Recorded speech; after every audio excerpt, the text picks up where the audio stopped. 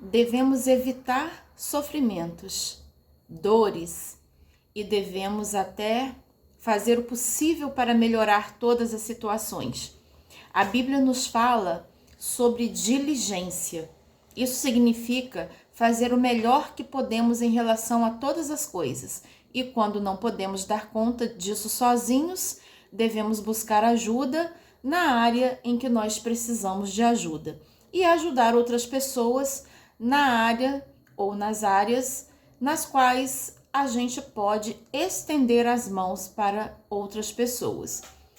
Mas uma coisa que nos consola, nos conforta, diante do sofrimento que todo ser humano passa na vida, e quando ele não pôde ser evitado, aqui, uma coisa que nos conforta é nós olharmos para o que Jesus sofreu. Jesus é o modelo de perfeição. A Bíblia diz: sede perfeitos, como perfeito é o vosso Pai. Nós devemos olhar para o nosso modelo, que é Jesus. Nós não podemos, na nossa humanidade, ser perfeitos, na nossa humanidade, do ponto de vista humano, mas através do Espírito Santo que vive em nós, que nós vamos dando lugar para ele se mover mais através de nós, nós conseguimos atingir níveis maiores de acertos. É quando nós nascemos de novo e nós vamos nos aperfeiçoando, nos purificando de todo pecado, porque Jesus já venceu o pecado na cruz. Ele já morreu para pagar pelos nossos pecados. Mas nós precisamos, no dia a dia, ir nos purificando, aprendendo novas coisas sobre o reino de Deus. Sempre temos algo a aprender e sempre temos algo a ser aperfeiçoado. Ninguém pode dizer que já está totalmente pronto, porque precisa aprender. Nós aprendemos uns com os outros, através das circunstâncias, das situações da vida. Agora, uma coisa que nos conforta diante de todo o contexto ligado ao sofrimento pelos quais às vezes nós precisamos passar e não podem ser evitados, mas nós podemos melhorar as situações de acordo com o que já aprendemos dentro do nosso relacionamento com Deus, dentro do que Deus fala conosco diante da prova, dentro da prova, da situação que estamos vivendo. E algo que nós precisamos trazer à lembrança toda vez que algum sofrimento vier e nós não pudermos evitar, mas sim fazer melhorias ali dentro mesmo da dor, mas evitar nós não podemos. Então nós devemos lembrar do seguinte: Jesus foi humilhado, rejeitado, preso injustamente, sofreu dores físicas também, rejeitaram os ensinamentos que podiam salvá-los, rejeitaram o Deus da sua salvação. Mas ele se deu em sacrifício por toda a humanidade, foi por todos. Então, quando nos humilharem, nos rejeitarem, disserem palavras injustas contra nós, nos desrespeitarem, decepcionarem, mentirem contra nós, nos roubarem, nos perseguirem por causa de sermos de Jesus, lembremos-nos de que o discípulo não é maior do que o seu mestre, nem o servo maior que o seu senhor. Se fizeram isso com Jesus, vão fazer com seus discípulos também. E nos consolemos nesta passagem bíblica. João 16:33. Eu disse essas coisas para que em mim vocês tenham paz. Neste mundo vocês terão aflições. Contudo, tenham ânimo. Eu venci o mundo. Foram as palavras que Jesus falou. O que conforta você diante das injustiças e decepções deste mundo, nesta passagem, nesta peregrinação por esta terra? É isso que nos conforta. A principal coisa é lembrarmos que não foi a ponto de cruz que nós sofremos tudo isso. Jesus sofreu a ponto de passar pela morte de cruz. Cuspiram nele, humilharam ele. O sofrimento dele foi enorme, mas ele já sabia. Ele sofreu tudo aquilo como homem. Embora seja 100% Deus, 100% homem, ele estava sofrendo como homem. Que alguém pode falar, mas ele era Deus, por isso que ele aguentou. Muitas pessoas falam isso. Jesus sofreu como homem. E ele falou, tem de bom ânimo, eu venci o mundo. Ou seja, a gente pode vencer também. Se ele falou que ele venceu, nós podemos vencer. E ele, diante de toda a autoridade dele, ele já sabia que ele tomaria sua vida de volta. Ele sabia quem ele era em Deus, no Pai que o enviou. E isso manteve o foco dele direcionado para a coisa certa, que era se dar em sacrifício pela humanidade. E ele mantinha a sua conexão com o Pai. Isso fazia com que ele se mantivesse no propósito, na missão, no entendimento de para que estou aqui, por que estou aqui, o que estou fazendo aqui. Eu estou vivendo para o meu Pai. Eu estou cuidando dos negócios do meu Pai nesta terra. Eu estou cuidando dos interesses do meu Pai. Era isso que ele já tinha dito quando ele era novinho ainda. Ele tinha dito para a mãe dele, eu estou aqui cuidando dos negócios do meu Pai, não sabeis? Eu estou cuidando dos interesses do meu Pai. É simples. E é difícil de cumprir. Mas a simplicidade do chamado, do propósito, da missão, de ouvir aquele que nos alistou, o nosso general, a ordem que foi dada, é mais forte. É algo que ecoa, aquela voz ecoa dentro de nós e nos impulsiona para obedecer. É assim.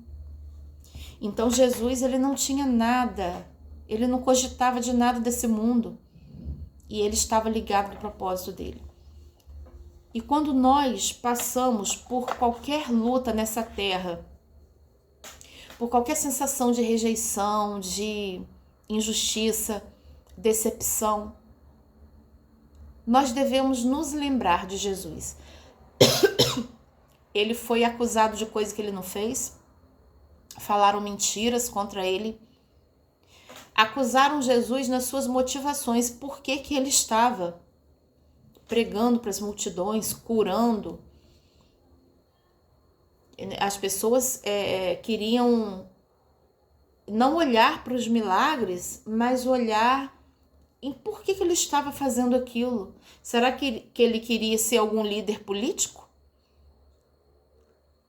E cada pessoa pensava o que queria e ele era ou incompreendido ou realmente acusado, injustiçado de coisas que ele não estava fazendo. Ele falava, o meu reino não é deste mundo. E nós devemos sempre nos lembrar do sacrifício de Jesus na cruz. Todas as vezes que nós nos sentirmos profundamente angustiados, que o inimigo vier para nos mostrar que estamos sendo perseguidos, injustiçados, toda vez que o inimigo vier nos ferir com isso, nos machucar com isso, nós devemos lembrar do nosso exemplo, do nosso mestre, do nosso Deus, Jesus Cristo, que passou por tantas e tantas coisas e foi fiel ao Pai, com quem ele é um. Mas ele não desistiu, ele falou, se possível, afasta de mim esse cálice, contudo que seja feita a tua vontade. Ele não desistiu. Ele sentiu toda a dor, mas ele teve responsabilidade diante de quem ele era em Deus, diante do que ele veio fazer aqui na terra. Esse senso de responsabilidade diante de Deus, isso faz parte do temor a Deus.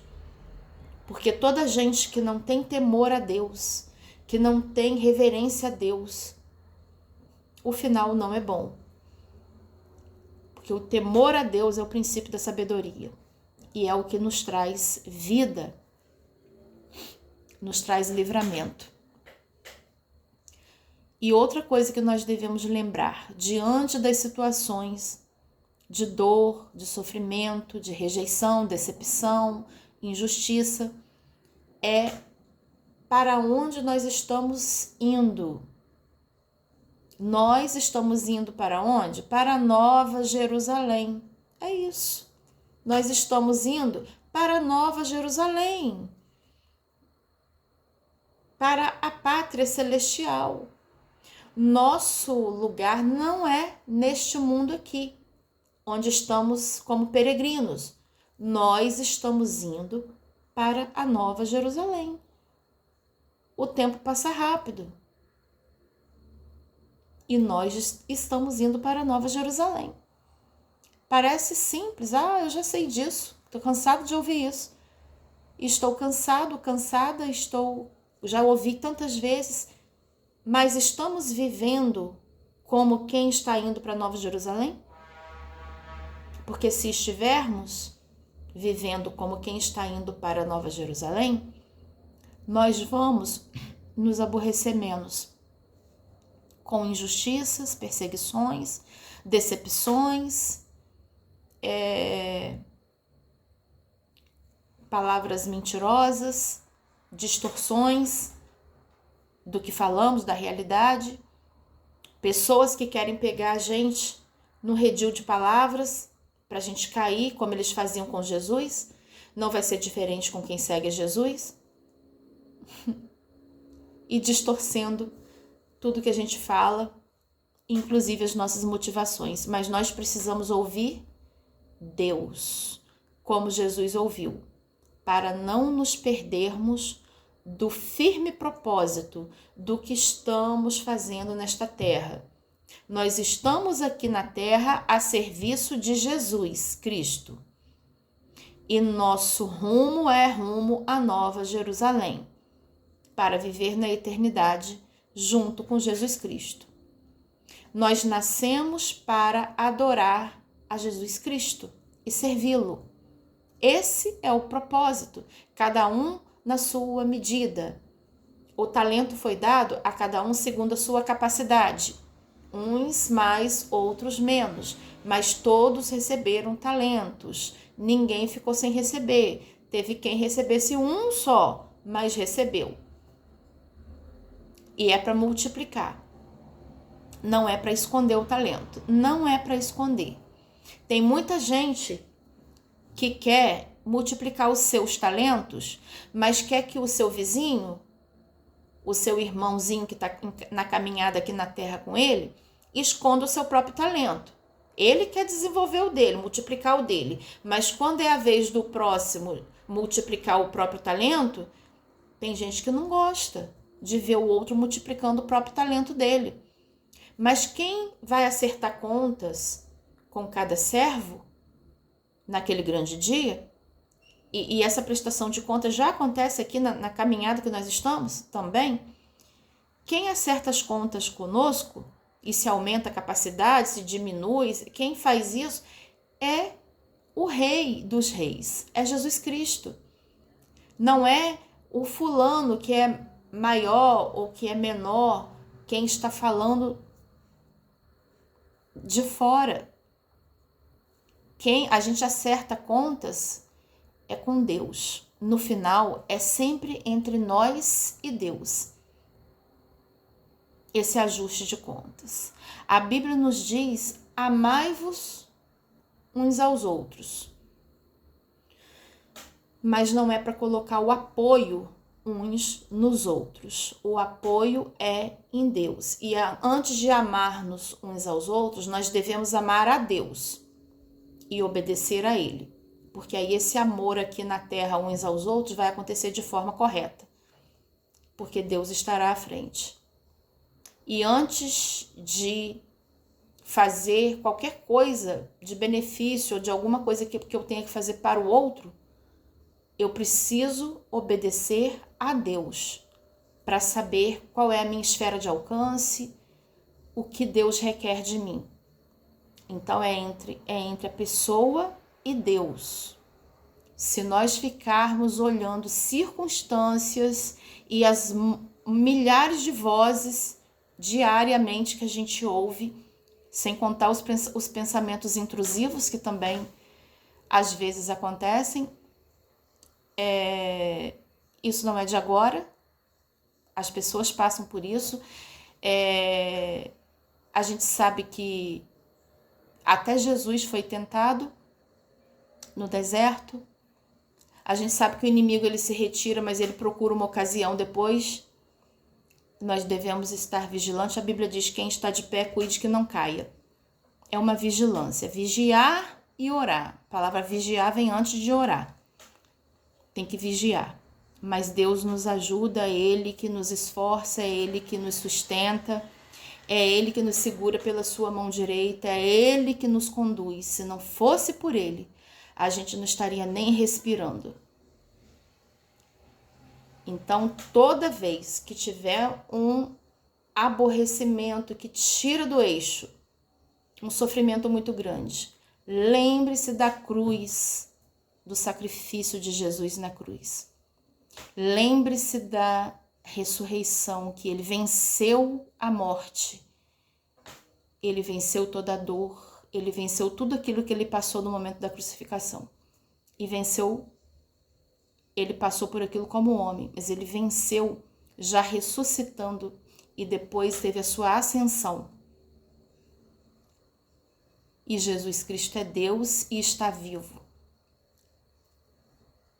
E lembremos-nos para onde estamos indo, de tudo que Deus tem preparado para aqueles que o amam, que nem olhos viram e nem ouvidos ouviram. A nossa esperança está em Jesus. Se nós vivermos nessa terra e colocarmos a esperança em outra coisa, a frustração é certa. Então, toda vez que a gente está saindo um pouco da rota, do rumo certo, vem o quê? A poda. O pai poda. O pai não poda para a pessoa ficar sem força. Quem faz isso é o inimigo. Ele usa pessoas para nos abaterem. Ele usa pessoas como se fosse para mutilar. Está repreendido em nome de Jesus. Não é isso que Deus faz, não. Quando Deus poda, traz alegria e entendimento. A gente pensa, é isso. Eu preciso aparar as arestas aqui, porque aqui está saindo um pouco do limite. Eu preciso dar uma paradinha aqui nesse comportamento. Eu preciso endireitar essa maneira de pensar. Isso é a poda que Deus faz. Não traz sofrimento, traz alegria e traz entendimento. Quando a gente percebe que está trazendo sofrimento, querendo abater a pessoa, impedir a pessoa de fazer as coisas que Deus mandou, aí já não é Deus que está fazendo poda nenhuma. Aí já é o adversário mesmo querendo atrapalhar os planos de Deus nas nossas vidas. Né? Uma coisa é você estar na mão do oleiro e ser moldada pela mão do oleiro. Isso traz alegria, isso traz entendimento de como viver melhor aqui, nos preparando para um futuro glorioso com Jesus. Mesmo que o que eu chame de glorioso seja quando estivermos com Jesus, na glória mesmo. E aqui, a glória da gente, como diz naquele louvor, é fazer a vontade de Deus, é fazer com que as pessoas conheçam Jesus. Não tem outra coisa mais importante. Com os recursos que Ele nos der, seja pouco ou seja muito. Tudo para a glória de Deus. Então, tudo está no eixo. A cruz, o sacrifício de Jesus na cruz, a ressurreição de Jesus, a volta de Jesus. É preciso estar nesse eixo. Cruz, não pode tirar a cruz do cristianismo, porque senão se perde na hora de passar pela dor, esquece do propósito. A ressurreição, ele venceu, ele é vitorioso e é ele que nos sustenta, está vivo. E qual é o nosso futuro? Tudo radiante, glorioso, ninguém imagina, nem olho viu, nem ouvido ouviu, nada se compara ao que Deus tem preparado para nós, nada nessa terra. Nem a glória dessa terra é considerado glória pelo mundo, nem o sofrimento pelos quais passamos aqui. Porque o que Deus tem preparado é pura alegria e uma festa santa o dia inteiro, todo dia. Porque a contagem do tempo já não vai ser como é aqui na terra. Então, na hora do maior sofrimento, vamos nos apegar ao que realmente é pão, ao que realmente alimenta, ao que realmente sustenta. E Deus provê o socorro. No meio da adversidade, ele provê o socorro. Não é para buscar sofrimento, não é para ser conformista, não é para ser permissivo, não. Eu estou falando daquele sofrimento que não deu para evitar. Já fez tudo o que podia, não pôde evitar, está fazendo o melhor ali no meio da dor mesmo, em meio à dor e ao sofrimento, está fazendo o melhor que pode para melhorar as coisas. Mesmo assim, algo decepcionou, algo frustrou, algo doeu muito, algo machucou profundamente. Lembra de Jesus para não se afundar, para não naufragar. Esses três elementos que fazem um eixo: a cruz, a ressurreição, a volta de Jesus. Ou seja, o foco em Jesus Cristo. É isso que nos mantém de pé e que vai nos levar seguros ao destino que nós estamos esperando, que é a eternidade juntamente com Jesus Cristo.